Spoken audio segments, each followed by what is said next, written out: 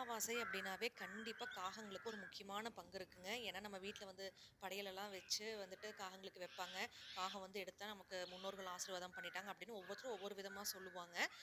ஆனா எங்களுக்கு வந்துட்டு அமாவாசை அந்த மாரிலாம் எதுவும் இல்லைங்க. எங்களுக்கு எல்லா நாளும் ஒரே நாள் தான். ஏன்னா இவங்க எங்க வீட்டுக்கு டெய்லியும் வருஷத்துக்கு 365 நாளும் எல்லா நாளும் டான்னு காலையில 5:30 மணிக்கு ஆஜராயிருவாங்க.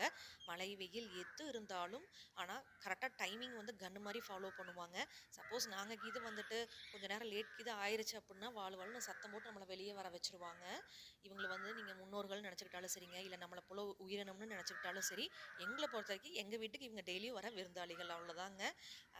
பார்த்தீங்கன்னா, நெறையா விஷயங்கள் நம்ம இவங்ககிட்ட கத்துக்க வேண்டியது இருக்குதுங்க. என்னதான் இவங்க வீட்டுக்கு 9 வருஷமா ரெகுலரா வந்துட்டே இருந்தாலும், நம்ம போடுற ஃபுட்ட எல்லாரும் டக்குனு வந்து எடுக்க மாட்டாங்க. முதல்ல ஒருத்தவங்க வந்து சாப்பிட்டு பார்த்துட்டு சேஃபா எல்லாம் செக் பண்ணிட்டு தான் மத்தவங்கள கூப்பிடுவாங்க. அதுக்கப்புறம் தான் எல்லாரும் வந்து உட்காருவாங்க. இவங்க கிட்ட நம்ம நெறையா விஷயங்கள் கத்துக்க வேண்டியது இருக்குதுங்க.